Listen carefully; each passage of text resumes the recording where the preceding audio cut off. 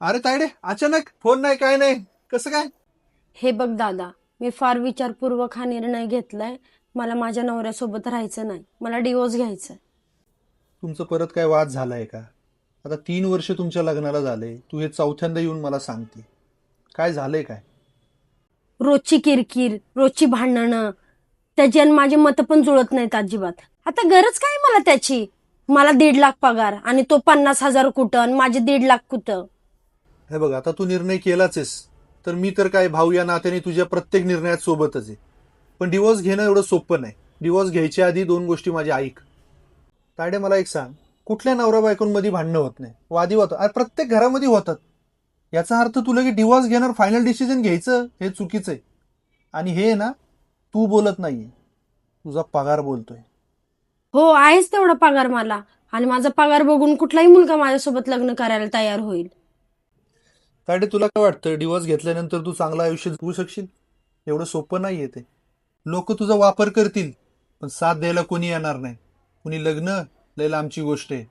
तुला बघायचं असेल ना, तुझ्या कलिग जे असतील ना ग्रुपमध्ये, त्यांना एकाला फोन लाव फक्त, आणि मी सांगतो तेवढंच बोल फक्त. काय दादा, तुला बघायचंच आहे का? थांब, आता मी फोनच लावते. हॅलो क्रिश, हा बोल ना. मला तुझ्याशी महत्वाचं बोलायचं होतं. बोल की. अरे, मी माझ्या नवऱ्यासोबत डिवोर्स घेतलाय. अरे मी तर पहिल्यापासून सांगत होतो तू तुझ्या लायकीचं नाहीये. बरं झालं डिवोर्स घेतला.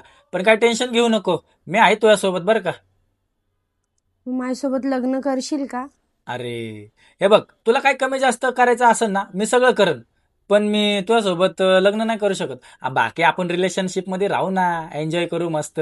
पण लग्नाचं नाही राहू काय. सॉरी. बघितलंस? तू एक काम कर, अजून एकाला फोन लाव, अजून एक ट्राय करू आपण. हॅलो रोहिदास, हा बोल की. मला तुझ्याशी बोलायचं होतं. अरे बोल बोल. माझा डिवोर्स झालाय नवऱ्यासोबत. हो का? अरे बरं झालं, नाहीतर तुझ्या त्या लायकीचाच नव्हता. तुला तर माहिती आहे ना, मला पगार चांगला आहे, मी वेल सेटर आहे, माझी प्रॉपर्टी आहे. मग तू माझ्यासोबत लग्न करशील का? हे बघ, आपण आहे ना रिलेशनमध्ये राहू, लग्न म्हणजे मला जमणार नाही. बघ तायडे, मला तुला हेच दाखवून द्यायचं होतं. डिवोर्स झाल्यानंतर तुला बाहेरची दुनिया आहे ना, खेळणं म्हणून वापरतील, वापरायची वस्तू म्हणून वापरतील. लग्न कोण करणार नाही. आणि नवऱ्या नावाचं जे कवच आहे ना, हे कवच तुला नेहमी प्रोटेक्शनच देत राहील. त्यामुळे डिवोर्स घ्यायचा का नाही, हा तुझा तू ठरव.